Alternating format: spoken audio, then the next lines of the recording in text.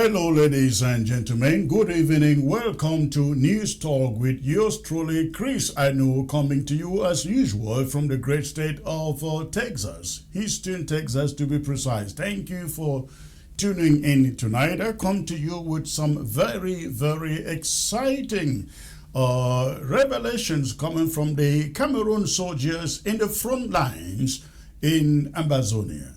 The Cameroonian soldiers are beginning to realize this is no more about a war of national unity or for national unity. It is an uncalled for war, and they are crying for dialogue, peace. Unfortunately, it doesn't appear like peace may come to Cameroon anytime soon. You guys, I'm sure you watch the Archbishop in Yaounde trying to let the dove go and invoke peace. The dove refused to go. We'll also be talking about the resurgence of Ambazonia restoration fighters all over the place, and even to the extent of reinforcing ghost towns in Ambazonia. What does that mean, and what should Ambazonians both at home and in the diaspora be doing? We will also talk tonight about the collapse, as we learn, of Paul Biya on May 20th. That was last month. What does that mean? Who is ruling Cameroon? The question remains. Ladies and gentlemen, that is the subject I'm bringing. Those are the issues I'm bringing to you today. And of course, I will be opening the phone lines to take your phone call. So please stay put. I will be right back. Have you noticed? The world is changing faster than ever before. Artificial intelligence is transforming workplaces, creating new opportunities, and reshaping entire industries. The question is no longer whether AI will impact your career. The question is, will you be ready? At Certified AI Academy, we're helping ordinary people gain extraordinary skills in just 8 weeks. Unlike many programs that leave you alone with recorded videos, our classes are taught live by experienced instructors. You will learn practical AI skills you can immediately apply at work, in business, or to launch a new career. And we don't stop at training. We help with resume development, job search support, and connecting graduates with opportunities. Many AI jobs today can be performed remotely from anywhere in the world. Our next session begins July 24th. Seating is limited. To enroll, text AI to 346-271-0711 or visit certifiedaiacademy.com.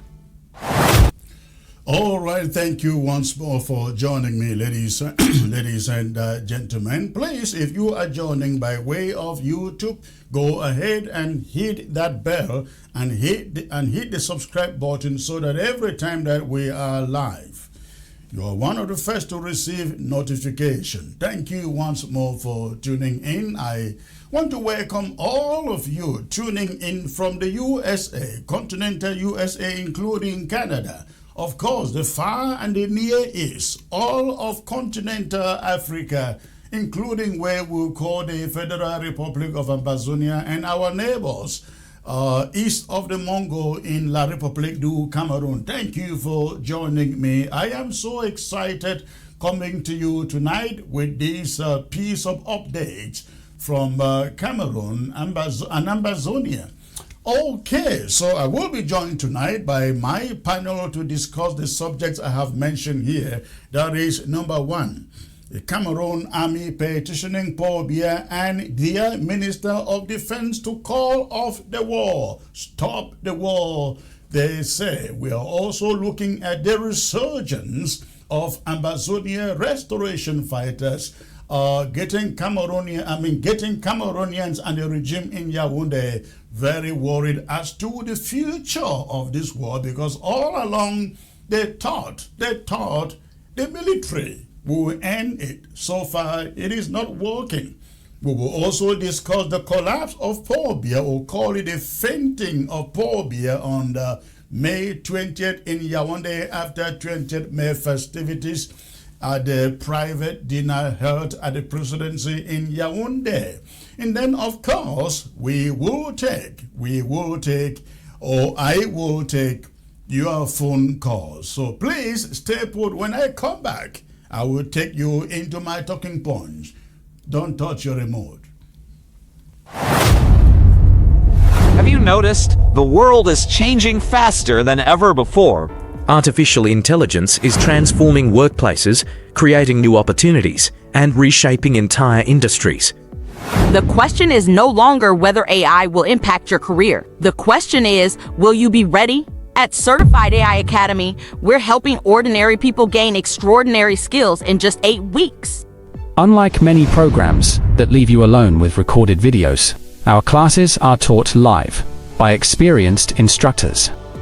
You will learn practical AI skills you can immediately apply at work, in business, or to launch a new career. And we don't stop at training. We help with resume development, job search support, and connecting graduates with opportunities. Many AI jobs today can be performed remotely from anywhere in the world. Our next session begins July 24th. Seating is limited. To enroll, text AI to 346-271-0711 or visit certifiedaiacademy.com. Have you noticed? The world is changing faster than ever before. Artificial intelligence is transforming workplaces, creating new opportunities, and reshaping entire industries. The question is no longer whether AI will impact your career. The question is, will you be ready? At Certified AI Academy, we're helping ordinary people gain extraordinary skills in just 8 weeks. Unlike many programs that leave you alone with recorded videos, our classes are taught live by experienced instructors. You will learn practical AI skills you can immediately apply at work, in business, or to launch a new career. And we don't stop at training. We help with resume development, job search support, and connecting graduates with opportunities. Many AI jobs today can be performed remotely from anywhere in the world. Our next session begins July 24th.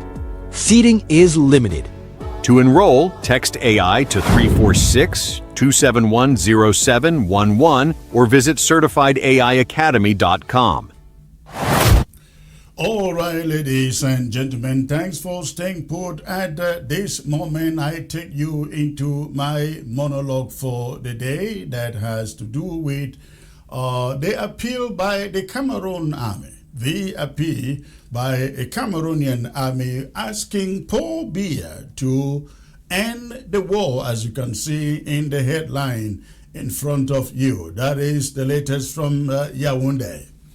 A deeply emotional open letter allegedly written by an anonymous Cameroonian soldier deployed in the conflict-ridden southern Cameroon's Ambazonia has reignited debate about the future of the war between Cameroon, La République du Cameroon, and the southern Cameroonian Ambazonian fighters.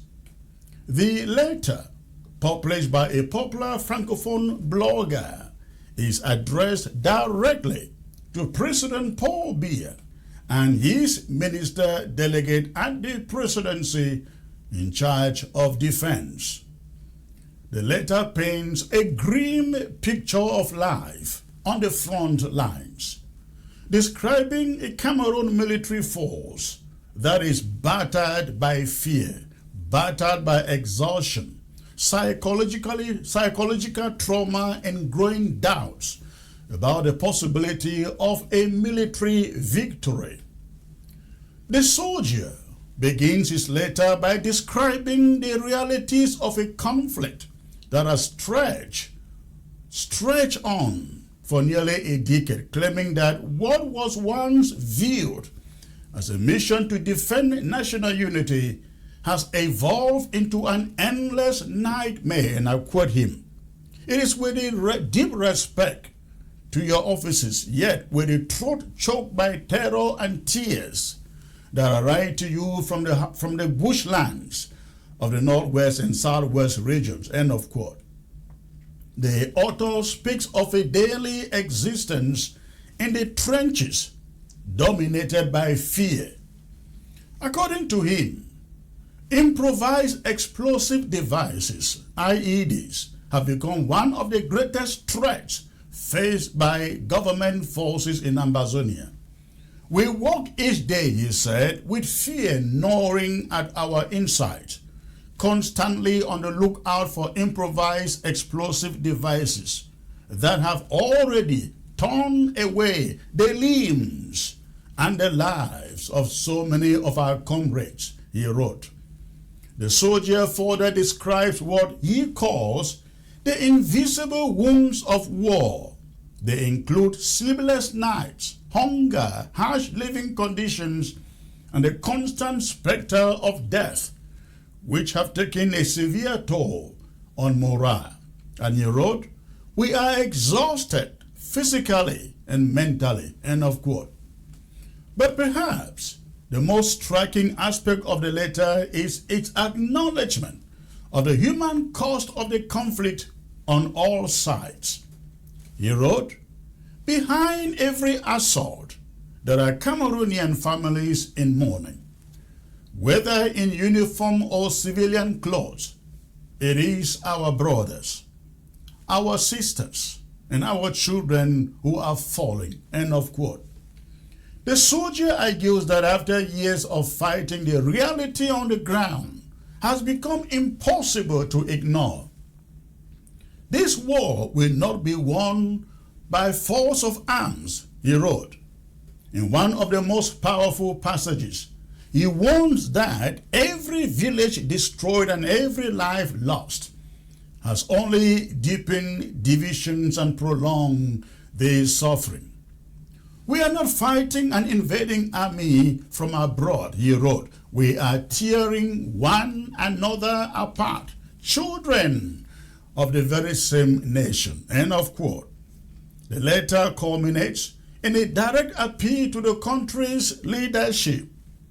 "The true courage of a leader is measured," he wrote, "not by his capacity to prolong a war, but by his strength to command peace," calling for an immediate ceasefire in what he terms sincere, inclusive, and definitive dialogue. The anonymous soldier insists that the solution to the conflict lies not in military operations, but in political engagement. The solution, he said, is political, it is human, it lies not in words, not in bullets. The letter ends with a plea on behalf of soldiers, widows, orphans, and civilians caught in the conflict, urging the Cameroonian regime to restore peace and allow those fighting on the front lines to return home alive. If the letter is authentic, it may be one of the most significant political documents to emerge from the conflict in recent years, because it comes from a man carrying a gun, a rifle for the state. For years, Yaounde has maintained that military pressure would eventually crush resistance in the former British Southern Cameroons. Yet, here is a soldier on the battlefield declaring precisely the opposite. This war, he says, will not be won by force of arms. That statement strikes at the heart of the state's strategy. The significance of the letter is not merely the suffering it describes. Wars always produce suffering.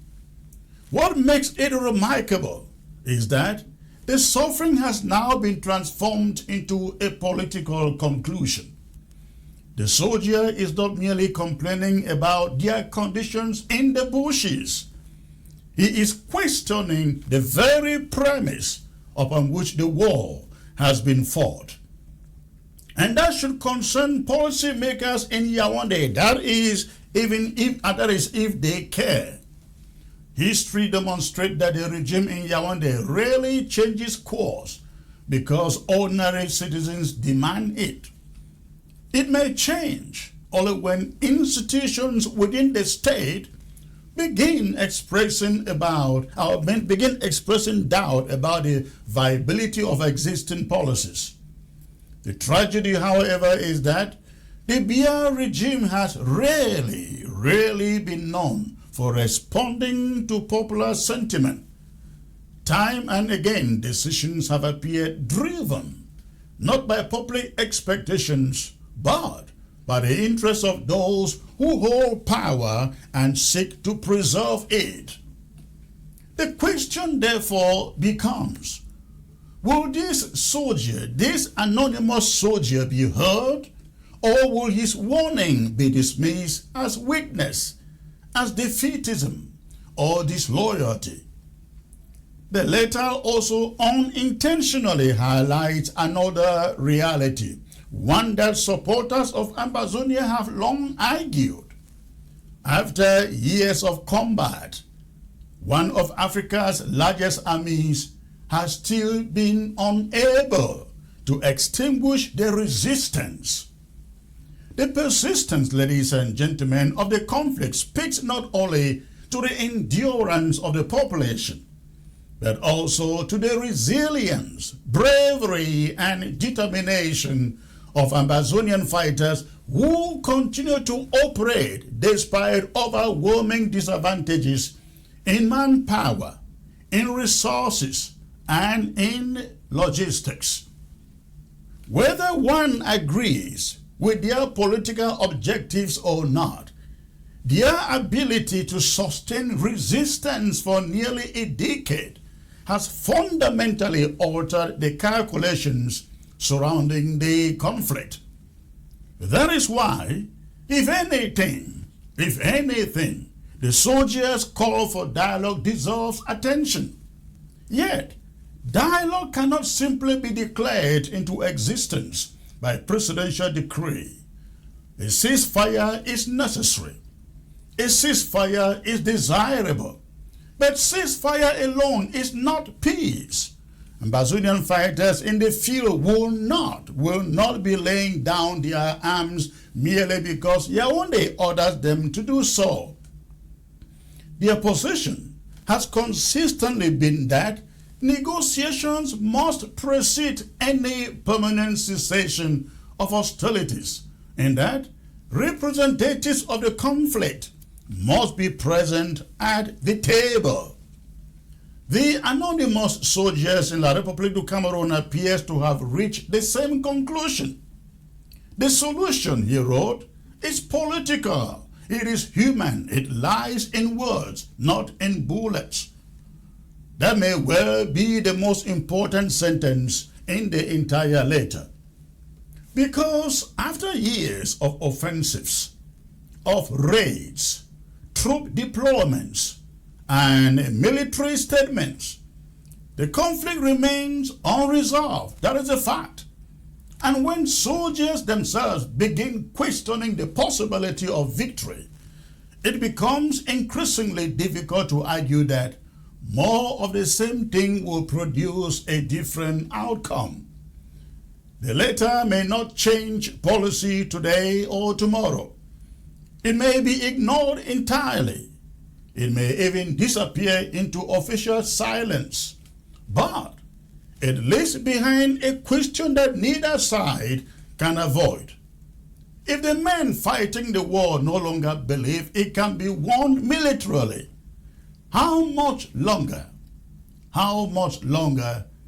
can anyone else pretend otherwise?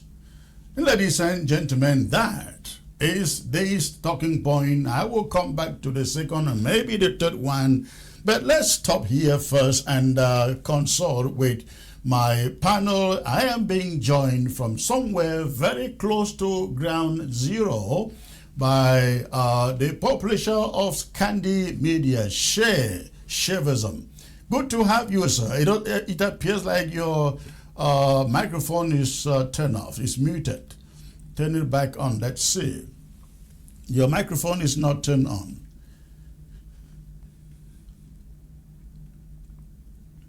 Your microphone, check your microphone and then spin your camera around. and turn on your microphone. I don't see your microphone.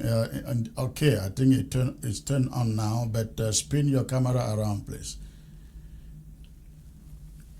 I'm also being joined, ladies and gentlemen, by Mike Fusi. Mike Fusi joining me from the state of Delaware. But I want to start with Chauvism joining me very close to ground zero, who knows very much about what is happening there on the ground. But let us do a little bit on this subject of the Cameroonian army asking La République to end the war. End the war.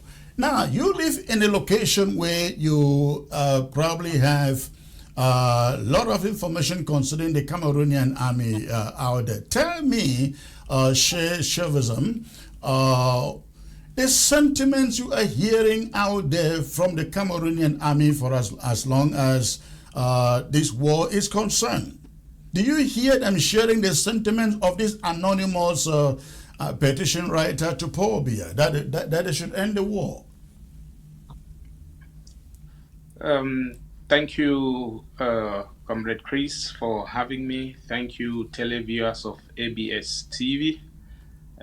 Glad to be here. And you asked a very pertinent question. And one thing that you didn't also mention, which I'm not sure if you're aware, is not only the fact that there was this letter that has been circulating and making rounds on social media and everyone talking about it. It's also the fact that there is tension also in Yaounde by the military, because most of their bonuses have not been paid. Right. And yeah. And this tension is mounting in a way that even some generals are beginning to take sides, and it's coming at the point where there is also confusion in the government. And you saw recently how the Biya regime did reshuffle some of the military positions. And when you see this, you see that there is a lot of agitation coming from many ends. So they have been doing everything possible to make sure that they hide this. But one of the reasons that these bonuses have not been paid due to the fact that Cameroon is actually broke. Cameroon now, is that actually is why broke. Broke, okay. Yeah, that's poor, right? Yeah, right. Yeah, and that is why when I link this to the other monologue which you shared concerning the issue of sending,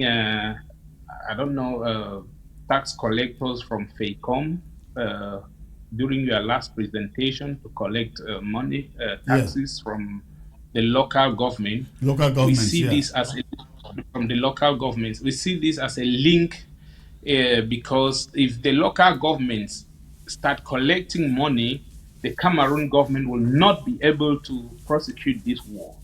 So one of the reasons is to get funds in order to fight, to prosecute the war, and to be able to also pay the military and even some of the civil servants. It may interest you that there is also a rising in other sectors where civil servants are not being paid. Now, why is Cameroon having these challenges? Some of them is simply because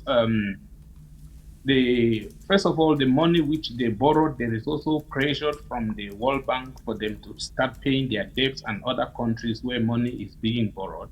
And you will notice that most of the money that was, I don't know why I'm sweating, maybe because of the military jacket, that's fine. Some of the money that the IMF borrowed Cameroon for development has been used to fight the war, which you rightly stated that for 10 years we have been able to resist a military with all the resources, with all the manpower. Imagine we had only 1/10 of what they had. Cameroon military would have been crippled by now. So actually, what is happening is also, which I'm going to come to that, is that part of the money that has made Cameroon broke is one of the reasons is the fact that they use this money to pay lobby firms in order to deceive the international community that nothing is happening. We'll come to that to throw more light on this. And that is why this letter that you just asked, that has been circulating on social media, has brought many to who are having a what we call wishful thinking, to hope that it will reach the right source or headquarters so that something should be done. You will notice that one of the reasons that push this letter to be written, if at all it is genuine and written from a soldier, like you said, many are of the opinion in Ground Zero, are of the opinion that many soldiers are being killed on daily basis. Yeah. La Republique does not even report about it. The families of the poor keep losing their loved ones. It is even impossible to account for the number of soldiers that have been killed in Ambazonia, talk less of the war in the north, which is the Boko Haram as well. And you never see anything being done about it. The families are not being taken care of. That is why those who have tasted this war, who have been to the war zones, are against the fact that this senseless war continues. So this letter has been interpreted by so many in different dimensions. You will notice that there is one of their blogger, Zumanto, if I can get the name well. He's been taking statistics of the number of military killed.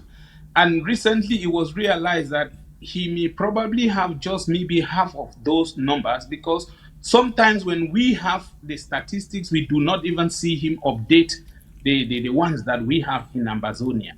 This is to tell you how many military men have been killed in Ambazonia in this senseless war, which I agree with you that a ceasefire is really necessary, and we need to go to the dialogue table and negotiate, because at the end of the day, we will still negotiate. Well, I agree with you. A ceasefire is very necessary, but I am one of those who believe there should be no ceasefire until the ceasefire has to start from the table of dialogue, or call it negotiation. Until we get there, there should be no talks about a ceasefire. No Ambazonian fighter is going to drop a gun per a decree or instruction from anybody, not even Chris Anu, not talk less of Yaounde. That is the way to go. If you want me to comment on that, if we say if we need to talk, and there is you see, let's take an example of what's happening between US and Iran. Sometimes there is a ceasefire for 30 days, then talks are going on. And then when they fail, they extend the ceasefire. I think that it is very important that the Cameroon regime that started this war, I think it would defer what is just, or what I think they should do, is that they should withdraw their military, even if it means keeping them back in the barracks, and then start talking to Ambazonia. No matter how we see it, we always keep saying it. We need to talk. If you want peace, you need to talk to your enemy, not to your friend. You are very correct, and you quote the example of the US and Iran.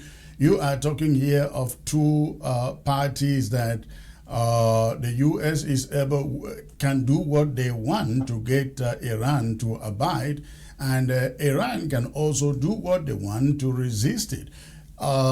In the case of Ambazonia, Cameroon, for 10 years, we realized that Cameroon just wants its way. And so to think that let's call for a ceasefire without any formal sit down and think that Cameroon will obey its part of the bargain, I bet you it is not going to happen. Realize this.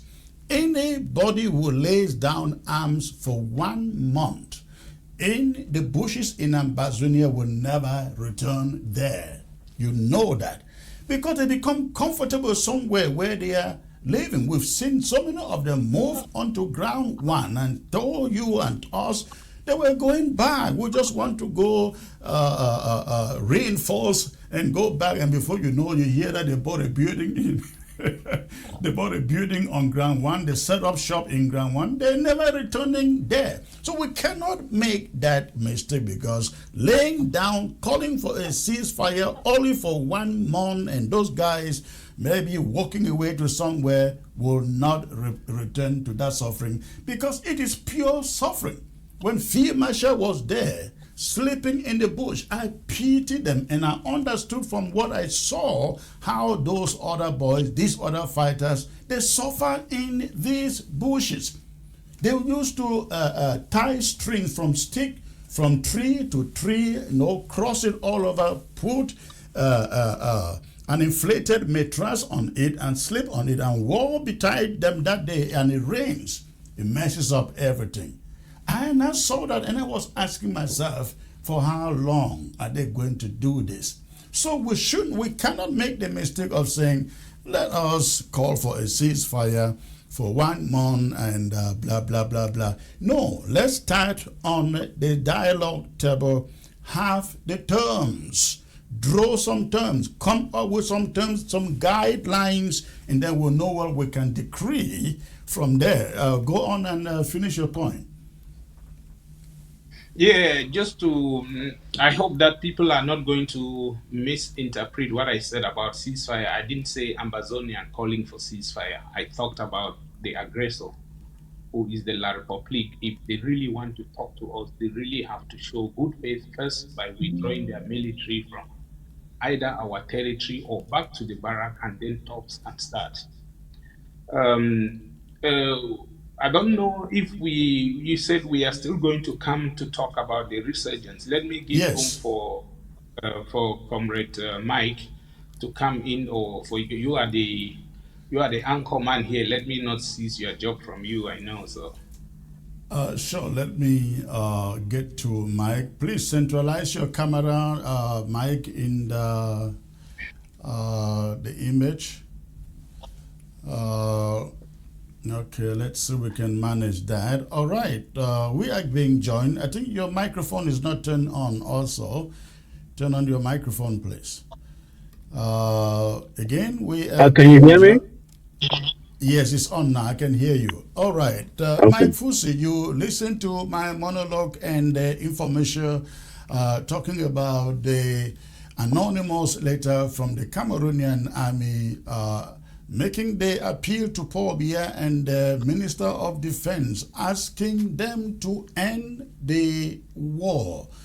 And in that letter, he says, there is no way there is going to be a military solution to the conflict.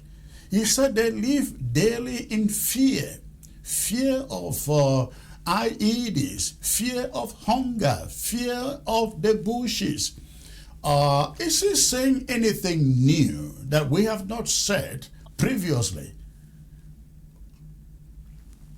Yeah, Comrade Chris, I think I could have told him this 8 years ago, that this thing would only have to end at the table. Or otherwise, they just pack their bags and leave, because that's where Ambazonian is heading. We're getting to a point where we will not even be interested in any negotiations with La Republique of Cameroon. Yes. If you come, Grace, let's look at the trajectory of this conflict. When we came out, what were we asking? We were simply asking for basic things: roads to be maintained, jobs, for our educational system to be restored, our judicial system to be restored. Those are the basic things we asked for. Then from there, it moved on to what? A request for a return to the federal structure of government that we had when this unholy union with La Republique du Cameroon was first forced on us. Then they beat people up, they threw people in jail, and then from there it moved on to what? Demand for complete restoration, the complete restoration of the independence of the Southern Cameroons, Ambazonia. and still they are not listening. And at this point, we have been asking for them to come to the table so we can talk. There is another phase that we're going to get to, and that is where we will not even be interested in talking to them. We will simply ask them to pack and leave, or else. And we're getting very close. So the fact that their soldiers are beginning to be worried should tell them something, that this thing is no longer sustainable on the part of La Republic. One very critical thing, Comrade Chris, one very critical thing that is wrong with La Republic right now is the leadership vacuum. If you want to understand, because if I'll tell you this, when you are going on a journey and you get on a bus and a 93-year-old man gets on and they tell you that's going to be your driver, if you still have the confidence to sit in that bus that that person will take you from point A to point B, then you're crazy. Now, if you are, I would say, show me your team coach, and I will tell you whether your team will win or not. Yes. Show me your pilot, and I will tell you whether that plane will arrive its destination or not. Every success is achieved based on who is leading, especially when you're dealing with a group. If you're just an individual, it's based on you alone. But you're dealing with a country, 20-something million people. And let's just take a glance at who is in charge in La Republic of Cameroon. Top on the list is, of course, Paul Biya. Paul Biya right now is simply a vegetable. We don't even know if he's alive. He's a vegetable. We've seen him. He pees on his pants. His wife is always there behind him, reminding him to raise his hands, just to wave everywhere. Paul Biya is a confused person. As I felt pity for him when I saw his images on the so-called 20th May. He could not even stand erect. He was standing there like his knees were going to buckle under him. That is supposed to be the person leading La Republic of Cameroon at this time. After Paul Biya, who do you have? You have Mr. Ngongo. Mr. Ngongo is somebody whom we don't know if we don't even know his qualifications. We don't know Ngongo's qualifications. And personally, I know that he is good at killing and he's good at stealing. Those are his virtues that I know he brings to the table. And that is one of those key persons. As a matter of fact, he's the one with Paul Biya's signature. Those are the people in charge of La Republic of Cameroon. Third, you have Atanji Paul, Mr. Moulinex, another killer and another thief. I don't know what else he's good at, apart from stealing and killing. Then there's one character around there whom we are told is the one making all the major decisions, and no decision is made now without her input. I'm here referring to Paul Biya's wife, Chantal Biya. This is an individual. I went making a small research about Chantal Biya, and I was told, I learned she was born in the Eastern Province or somewhere around there, and then I tried to find out her academic background, and there is no record of her educational achievement. It is stated clearly that she was raised in a modest background with very little education. So it must be clear to you that this is a lady who probably doesn't even have a secondary school education attainment. She has not gone as far as graduating from high school, what you call here in America high school. So, and this can be understood by the fact that, Comrade Chris, I don't know about you and our viewers, But I don't know if you've ever seen Chantal Biya making a speech.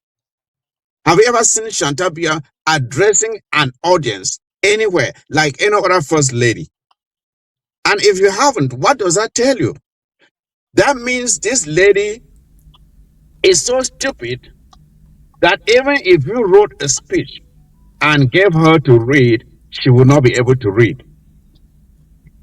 Those are the people making decisions for 20-something million La Republique du Cameroon citizens. Somebody who can not even read a speech. All we know is that she is materialistic, she is clueless, uneducated, lacks any managerial experience.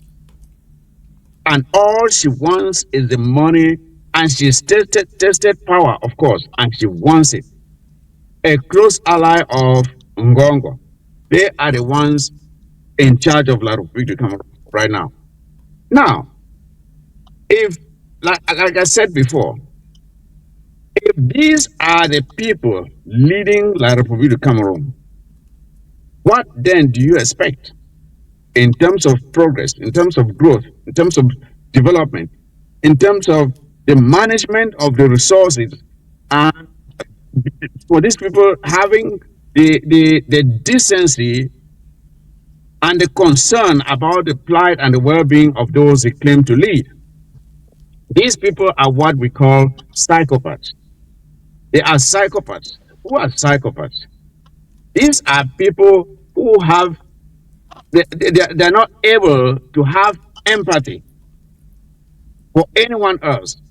The only people, the only concern they have is themselves and their close ones, their close relatives. This is the mentality of a psychopath. They are not able to have any empathy for anybody. That is why a psychopath can go out and kill a bunch of people and not care, because it is impossible for them to feel for somebody else. And those are the people in charge of La Republique du Cameroon right now. So when you see, as you're looking at the pictures on your screen right now, innocent, poor kids who are recruited from amongst their civilian population and sent to go and die, you think these people really care about them? If they care about them, as compared to the US here or other developed countries, when soldiers die, the leader of the country will take time to go and honor them. How many times has Paul Biya or anyone close to him gone out to honor the service of these boys that are slain in Ambazonia? Has any of them shown any concern that they feel for the lives that have been lost and are continuing to be lost in Ambazonia? They don't care. So if these boys don't reason and understand that they are wasting their lives for people who don't even care about them, and that they should drop their weapons, or best still, turn those weapons against those criminals. The real enemies of La Republique du Cameroon are in Yaounde, at the Tudi. Those are the people they should go after, and no one else. They need to turn their guns against them. The Chantal Biya, the Paul Biya's family, and all those thieves around them. They should liberate themselves by chasing them out of there. That is what they should do. And stop dying for a senseless war. You know the problem with that. Those top military cadets are well paid, and the reason they are well paid and paid consistently is so they can protect and keep the regime. So the big guy up there Comrade Chris, most of the times these things don't happen at a high level. It is the ordinary ones. The ordinary ones who bear the brunt of the war that should take action. They should not wait for their hierarchy to do it. That is very true. We have seen situations where ordinary captains, take over the regime. Now, do you see the Cameroon government reacting to that letter, or maybe doing something, if it means pretending to call for dialogue? I don't think so. I don't think so. On the contrary, what I would suspect is that they would do everything in their powers to find out the source of that letter. and eliminate that source. That is the way they solve their problems. They don't try to solve the problem by getting to the root cause of the problem. They never do that. They always look for cosmetic measures to just continue to extend and prolong the problem, for hoping that it will go away, just like they've been hoping that the Ambazonian resistance will fade away. But it's not going anywhere. It is not going anywhere. This fight will not end by Ambazonians unilaterally withdrawing or giving up the resistance. It's not going to happen. I don't know how much more we can explain this for them to understand. It's not going to happen. No, they believe they can't understand because they see it as propaganda. They don't understand. They think we are not resolved enough to continue fighting until. But I think 10 years should send a message for them. Remember, when we started this war, it was 2 cubes of sugar. One will be dissolved in 1 week. The other will dissolve the other week. It has gone for 10 years. If they have not learned, I think they should learn now. Ambazonia is not laying down arms, is not giving up until a settlement is reached. Nothing else. And one thing they must understand, Comrade, is this: look at the fight for the past several months now. How many Ambazonian fighters are they able to kill as compared to the number of La République du Cameroon soldiers that have been killed? At the start of this war, we were learning as we went along. Our civil protection volunteers have learned. They've been able to have some experience on how to handle themselves. Even their relationship with the population has greatly improved. And you have seen the casualties on the side of our civil protection volunteers gone down. Yeah. And it's only going to improve as we go along. So I'm just saying that La République is on a disadvantage here. Because very much on the our boys now have a mastery of the terrain. They know how to deal with the population. They know when to come out, when to retreat. They are using the guerrilla tactics now very effectively. And it's not about to end. Right. Before we move on to the next subject related to this, Share Servicism, you have anything else to add? Not quite. I think what we need to agree is the fact that what Comrade Mike just said is about the improvement we have had in our freedom fighters, and the fact that they have learned to also respect human rights, and that they are working closer again to the population like the war just started. I think it's, even though we're going to repeat this, it's just to let you know that the population is also understanding what's happening, and that we have given all we could to La République to come to their senses, and they have proven time without numbers that they are not willing to let us go. All they want is to exploit and recolonize us. Absolutely, absolutely. And we hope that they are learning the lesson. Please, gentlemen, stay put in there. When I come back, I will take you to the story of Ambazonia fighters' resurgence all over the place and remanding the ground. Please stay put. I will be right back. Have you noticed? The world is changing faster than ever before. Artificial intelligence is transforming workplaces, creating new opportunities, and reshaping entire industries. The question is no longer whether AI will impact your career. The question is, will you be ready? At Certified AI Academy, we're helping ordinary people gain extraordinary skills in just 8 weeks. Unlike many programs that leave you alone with recorded videos, our classes are taught live by experienced instructors. You will learn practical AI skills you can immediately apply at work, in business, or to launch a new career. And we don't stop at training. We help with resume development, job search support, and connecting graduates with opportunities. Many AI jobs today can be performed remotely from anywhere in the world. Our next session begins July 24th. Seating is limited. To enroll, text AI to 346-271-0711 or visit certifiedaiacademy.com. Have you noticed? The world is changing faster than ever before. Artificial intelligence is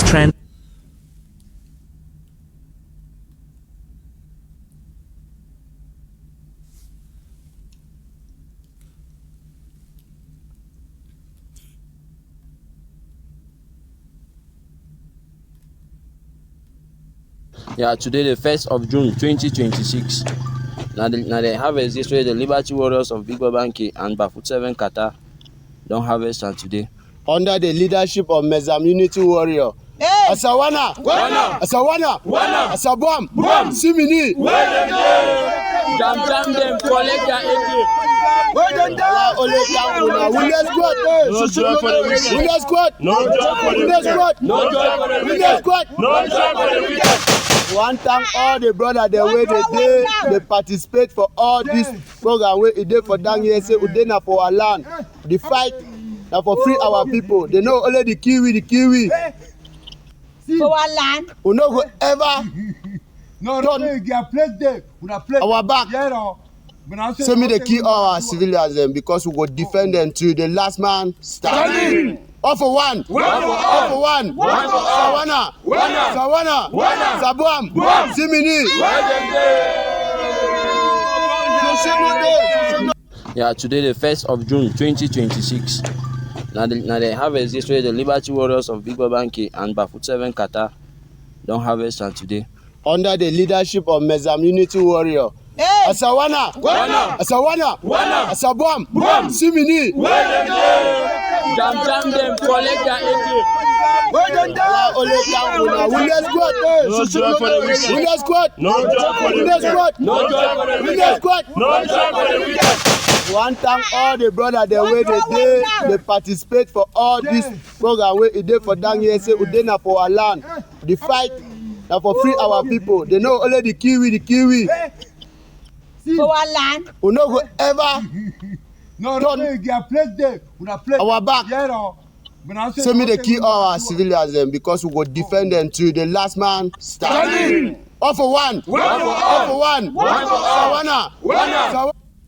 All right, ladies and gentlemen, you are looking there at the images emerging from Mezam Babanki, as we are told by the restoration fighters of Amba Zonia, talking about the resurgence that I have been referring to here. We have seen this from Boyo to Nkambe to Ngoke Twinjia to Mezam to Meme to Fako. I wouldn't mention Bui because Bui has been in for the past 2 years holding the torch 24/7, and at the moment it appeared like every other force was retreating.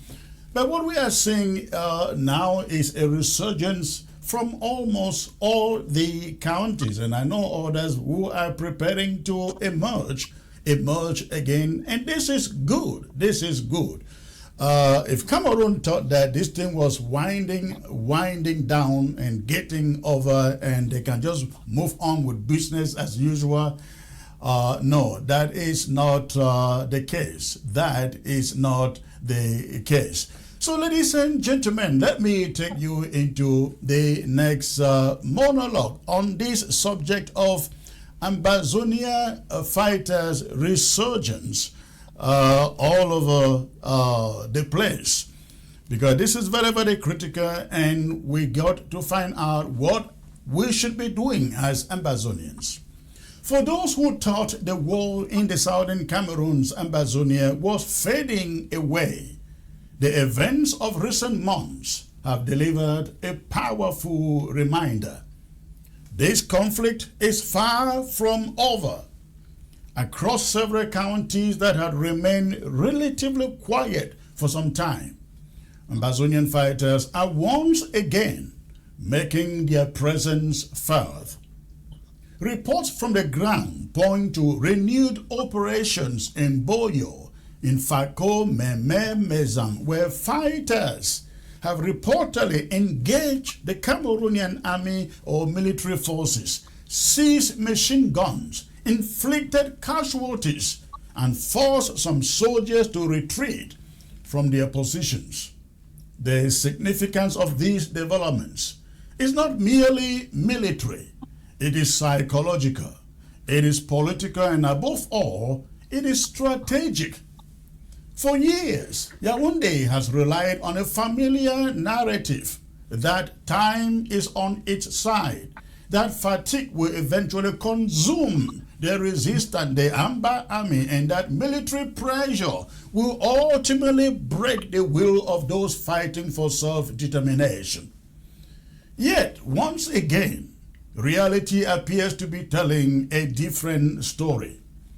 The renewed activities in Boyo, Fako, Meme, and Mezam is occurring in areas where many believed the conflict had entered a period of dormancy. Instead, what we are witnessing is a refortification of local resistance structures and a renewed determination to keep the struggle alive. Even more telling is the renewed enforcement of Monday ghost towns. For some time, ghost towns appear to be losing momentum in certain localities. But recent developments suggest a concerted effort by fighters, Ambazonia restoration fighters, and local structures to restore compliance. Reports from Boya itself, the administrative capital of the southern Cameroons, Ambazonia, indicate that enforcement activities have become increasingly visible. This is significant because Boya is not some remote village hidden in the mountains. It is the political heart of Ambazonia. When ghost town enforcement returns to Boya, it sends a message that the resistance still retains the ability to project influence into some of the most symbolically important spaces in the territory. Yet, while these recent developments deserve attention, they should not overshadow the counties that have carried much of the burden of the war in recent times. For a long time now, the headlines have been dominated by Bui, Nkambe, and Ngoketunjia. These counties became the daily nightmare of the Cameroonian military.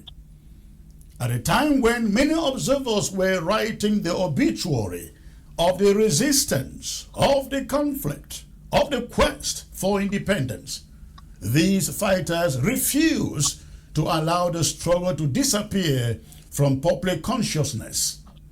They kept the conflict relevant. They kept the pressure alive. They forced Yaounde to continue spending money, spending resources, getting into debt, deploying troops, and explaining why the war remained unresolved nearly a decade after it began. Before them, before Bui, it was the BLM that carried much of the burden in the days of Field Marshal of Ambazonia. When many fronts grew quiet in the earlier years of the conflict, the BLM became the symbol of continued resistance and determination. One can say today that Bui and Ngoketunjia picked up that mantle. Indeed, if today we hear reports of Cameroon soldiers lamenting fear, exhaustion, casualties, hunger, and the absence of a military solution, much of the credit belongs to the sustained pressure exerted by fighters in Ngoketunjia and Bui counties. They refused to disappear. They refused to surrender. And they refused to allow the conflict to become a forgotten chapter. The anonymous Cameroonian soldier who recently wrote to President Paul Biya pleading for peace may have unintentionally revealed something important. When soldiers begin speaking openly about fear, about fatigue, and the impossibility of military victory, it means the pressure is being felt where it matters most, inside the ranks of the Cameroonian army itself. And that is why the current Ambazonia resurgence matters. Wars do not end because governments issue declarations. Wars do not end because officials make speeches. Wars end when the parties involved conclude that continuing the conflict is more costly than seeking a negotiated settlement. For 10 years, 10 solid years, the regime in Yaounde has shown little indication that it intends to pursue meaningful dialogue on its own initiative. Repeatedly, it has demonstrated a preference for military management of a fundamentally political problem. The result is the situation we see today. A decade later, the conflict remains unresolved. A decade later, soldiers are still dying. A decade later, communities remain displaced. A decade later, ladies and gentlemen, neither side has achieved its objectives. That is why many believe that sustained pressure remains essential, not because war is desirable, not because suffering should continue, but because history suggests that meaningful negotiations rarely emerge from comfort. They emerge when political realities make dialogue unavoidable. If there is one lesson from the past 10 years, it is that Yaounde has not been moved by a peace alone. It has not been moved by international statements. It has not been moved by humanitarian reports. What has consistently commanded attention is resilience and bravery. What has commanded attention is persistence. What has commanded attention, ladies and gentlemen, is the refusal of the conflict to disappear. The challenge now falls to Southern Cameroonians, Ambazonians themselves. The fighters alone cannot carry the burden. Communities on the ground, families, supporters, and the wider diaspora all have a role to play in sustaining morale and ensuring that those on the front lines do not feel abandoned. Because whether one agrees with every tactic or every strategy, one reality remains undeniable. The conflict is not over, and the recent resurgence on multiple fronts is a reminder that the struggle continues and that the question of the Southern Cameroons remain unresolved. For those who thought the war in the Southern Cameroon was fading away, closing down, the events of recent months have delivered a powerful reminder. This conflict is far from over. It is far from over. Across several counties that had remained relatively quiet for some time, Ambazonian fighters are once again making their presence felt. Reports from the ground point to renewed operations in Boyo, Fako, Meme, Mezam, where fighters have reportedly engaged Cameroonian army, seized their weapons, killed some their machine gun, and inflicted casualties. And that is it, ladies and gentlemen. It appeared like I was going over it again, but that is the talking point. Let me get back to Chauvism, who is very conversant to the event that I am describing here. We have seen, comrade, recently the resurgence of fighting action in places like Babanki, in places like Meme, this Meme Kumba in particular. This is a place that was virtually dead. But in the past weeks, we have seen the resurgence of Ambazonia fighters basically confiscating, attacking the Cameroonian army, confiscating equipment, and even killing some of them. What has informed this? Is it that some of these fighters who escaped to Grand One are now back, or what is going on? Tell us what you know, because I know you are quite close to them. Thank you once more for having me and for that difficult question. Difficult in the sense that these are, when you look at these areas that you mentioned of having, let me use the word died in quotes, I will bet to differ in the sense that they didn't, because the Ambazonian fighters are what you call organic fighters, original. And the kind of war we are fighting, we are not fighting a conventional war. That's the first thing you need to know. We are fighting a guerrilla war. And sometimes to retreat does not mean to surrender. And a lot of reasons also do advance for some of the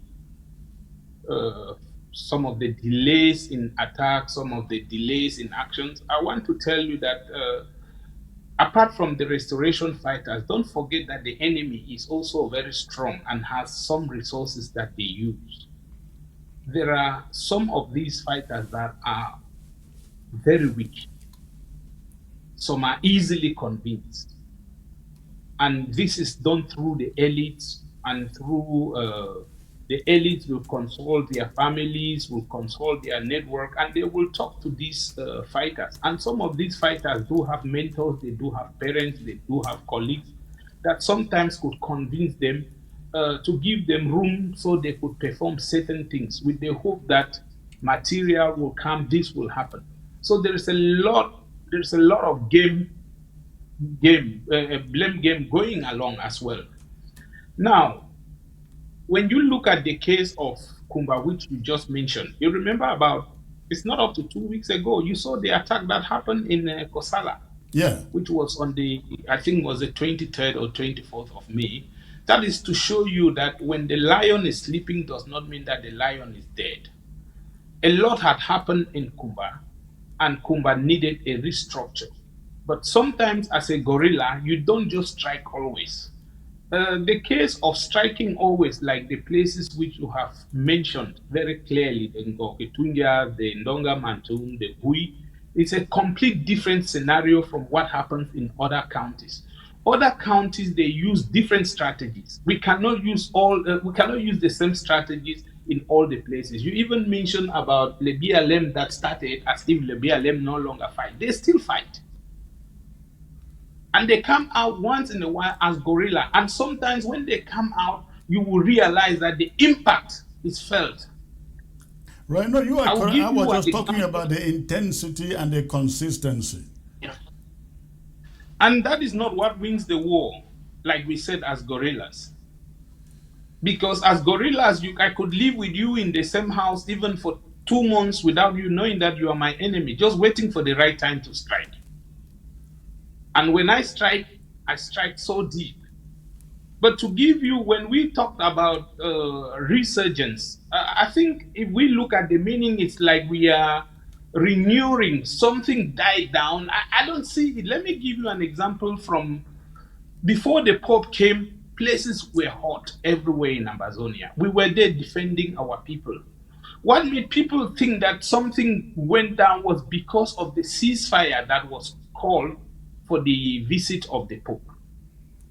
But immediately the Pope left, you saw that our freedom fighters went back to defending themselves and the land. And remember that certain places where you do not see fighting also is if the military is not available in those areas, then there is no need striking. I will give you a lot of areas where probably, I don't know if it's tactical, if it is fear, military there goes to certain area. They do not, because they know the consequences. On the before the, I will just let's get the last video which you played was the video of the 1st of June, but I want us to take a month back. You remember on the very first of May, which was Labor Day, that was the incident that happened, I think, in Babanki, not the other one you just mentioned in Babanki, because I think it happened in Pafut, and that was close to the airport where they struck a few days ago. But the one that actually happened in Babanki, it was between the pythons of Boyo. And you remember how they harvested 2 good machines and neutralized 2 military as well. That was just on the 1st of May. It didn't take long. Few days later, which was about the 5th of May, it was the turn of Jakiri in veterinary. That is the veterinary school where the military has a military base there as well. It's like almost every village in Buina has a military base. And the same incident happened. They neutralized 2 on that 5th of May and harvested 1 machine as well. And this was done thanks to the forces of the Drpa, known as the Shinarambo barracks, which are under Unity warriors. On the 6th of May, which was a day later, it was the turn of the Air Force. And that was at a village still in Drpa, known as Sop, which is a few kilometers to Jakiri. There were 2 attacks on that day. Immediately, the Air Force of Tadu attacked, which is a force from the Kumbu West, and came right to Drpa and did that and carried out that attack. It was about 12:30 p.m. At about 2:30 p.m., another convoy left Kumbu for Jakiri, and the M23 of Drpa attacked them still on that same day, meaning that we had 2 attacks on that day. On Wednesday, the 13th, still of May, this happened, which was also reported between Noni and Kambe, where 2 military forces were neutralized and 2 machines also confiscated. You can see I'm still not yet half May gone, and you can see how many battles we have had. But that's exactly what I'm calling a resurgence. Yeah. Then on the, I think the 18th of May was the turn of Moyoka, where that heavy harvest, I think 17 night breaking 18th, where we had that heavy harvest. I think we had it on the show before the 20th May or something like that. Yeah. Where you remember that video? Yes. Yes. And then that was from on the 19th, that was from Moyoka, right? Yes, Moyoka in Fako. Yeah. Where it was really a very heavy harvest. That is to show you that if one outing, if we could get an outing like that with such a harvest and such military being neutralized, you will know the impact and the effect. This could only happen, you remember, in those days of Field Marshal. Then we had another one in Oku on the eve of the 20th May. That is from the 18th, we went to the 19th. And this was in Bokebu, in Oku, LGA, still in Bui, this time in Bui. And it was done by the Justice Warriors of Bui Unity Warriors. Now, the main day, which was the 20th May, I remember how you encouraged them to make sure that we do not let this happen in our land. I can tell you that the Bui warriors really prepared for this day. And it's been really long, if I should go by your statement, that we had more than 6 attacks on that day. It started in Kar village, which is the village of General Ivo Yenwo, the one now who has been taken as, I think, the chief of staff for President Biya from the presidential guard now. He's been promoted recently as the chief of staff.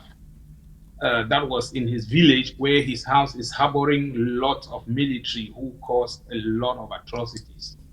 Then we had the Jakiri grandstand, where the event usually take place. By 5 a.m., the warriors had taken control of that area, and no one could dare come out there to celebrate or perform any activity. Then we had the main headquarters in Bui, which is the colonial town called Tobin, and we had about 4 different barracks of Bui Unity warriors in action, starting from the prison, the principal prison, where receptions were to take place, and the SDO had to call for extra armor car to be ferried to the stadium and back. And then the warriors followed the B that escorted him right up to their complex, and they fought all through that evening in Melim. And in Noni, LGA, there was also another action taking place in Kor, and this time they went to the Lion's Den, which was at the Gendarmerie Brigade. I see someone coming in, Sama Thomas. And then, then we had, that was on the 20th.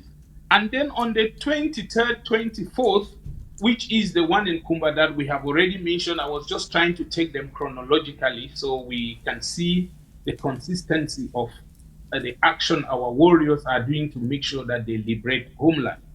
Then we had this one in Bafut, which was done by the Liberty Warriors, and the 7 Kata, which you just played the video, and that was on the 1st of June.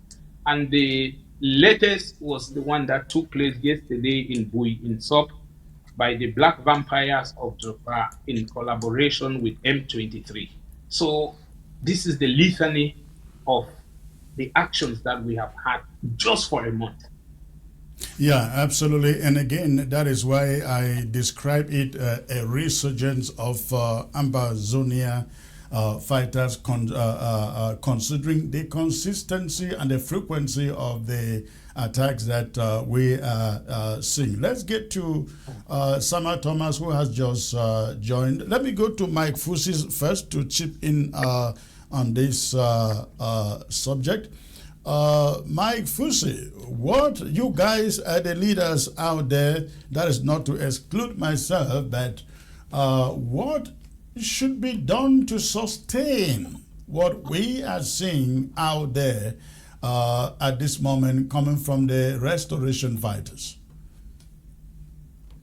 Yes, Comrade Chris. Before I get to the leaders, I would like to make a statement about the successes or what has helped our civil protection fighters to score the successes that we have seen consistently within the past months. I think the one thing that has been so devastating to the forces of occupation from La République du Cameroon is the unpredictability of these attacks, because they don't see them coming. It's like thunder from the skies. Before you know it, it strikes. Or like a silent tsunami. Before they know it, it is upon them and sweeps them away. You see, when you look at these attacks, and you look at these areas where these attacks have occurred. For example, something happens in Manyo, and then La République is trying to figure out what is happening there. Then before they know it, it pops up in Fako, and before they're trying to figure out what is happening there, something happens in Mezam or in Meme, and it just is like chasing a moving target.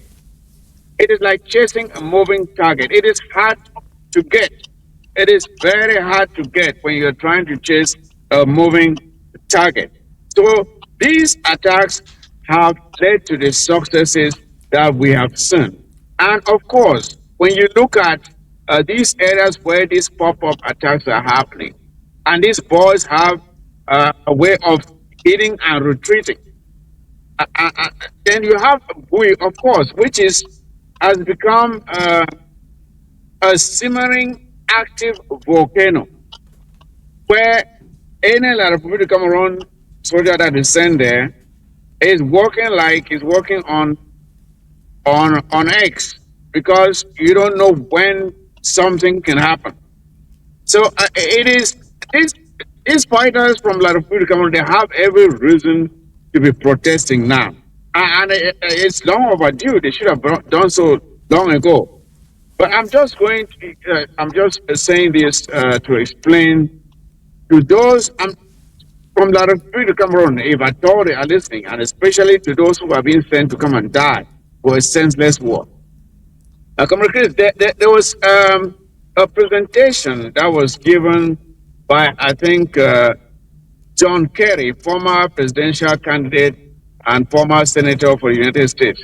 He gave this presentation during the war in Vietnam. And the question he asked was, who is going to be that last soldier that will be sent to go and die for a senseless war? Who is that soldier that is going to be? Why must you be willing to die for a senseless war? And that is the question that La Republic of Cameroon and these soldiers that are falling every day should be asking. Who will be the last one to die for a senseless war? Now, coming to, and of course, when you look at all this, it comes back again to the problem of leadership. Because when we talk about there being negotiations, who is going to make the call in La Republic of Cameroon for there to be a cessation of hostilities or for there to be negotiations? Who in that country right now has the capacity to say, okay, I'm ending this war? Because there's a vacuum of leadership, there's nobody who is really in charge to make that call. Paul Biya cannot do it. His very own survival depends on those around him. I hear his wife is just treating him now like one of his kids. That he is at her mercy. She does whatever she wants with him. So who is going to make that call if she doesn't want the war to end because they are profiting from it?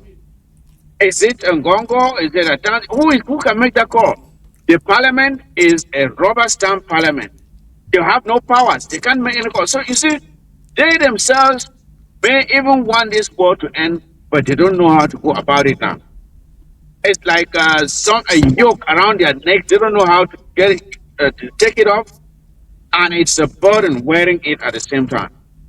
Now, Comrade Chris, you asked me about the leadership of our liberation movement. Of course, if there was ever a time for us to realize the advantages that we have to get at this point in time, this is the time for us to regroup, put our differences aside, and finish this job. It is very much doable right now. It is very much, this is one of the best moments for Ambazonians to capitalize on the quagmire going on in La Republic of Cameroon to finish this job. They have a leadership vacuum. They have no money. The morale among their soldiers is low. Nothing is working. They have a succession crisis. They don't know. Up to now, we don't know who the vice president is. Despite, I think they just passed a law that they're supposed to appoint a prime minister. Up to a vice president, I mean. Up to now, we don't have the vice president. There's a leadership crisis of everything that we are talking about. The leadership crisis in La Republic of Cameroon, where they are suspecting each other, and there's a probability of an internal fight once Paul Biya is no more, because they are in factions themselves, suspecting each other. So again, Comrade Chris, if there's anybody who has ever been a leader in this struggle, or who is a leader in this struggle, this is the moment to put aside your own personal ambitions, put aside your own personal ego and do whatever is best for Ambazonian. And that is to come together. So we put our people behind us, rally the support that is needed to support these, our brave civil protection volunteers who are doing a marvelous job, even with very limited resources. Imagine if we can come together and give them what they need. This thing could come to an abrupt end so soon. So I hope that we are listening. I hope we do the right thing. Putting country first. Putting country first. That is why SCAF was born.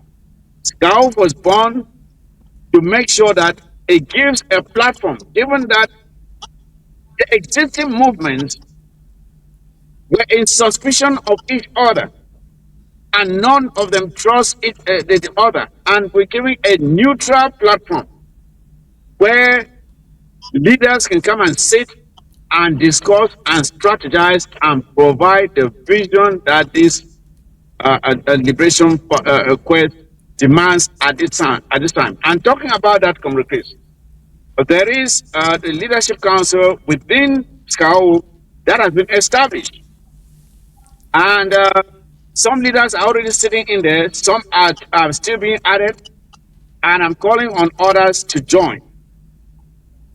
Sit in there as leaders, debate amongst yourselves, give this movement the vision and the physical representation. Because, Chris, you know that most of the times when we talk to diplomats out there, they say, you are so much, you are in faction, we don't even know who to talk to.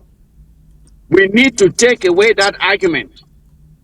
We need to take away that argument from those who keep saying you are in factions, we don't know who to talk to. Let's take away that argument and give people a point of reference, where an address, where they can consult on the leadership of this struggle on things that matter for our liberation.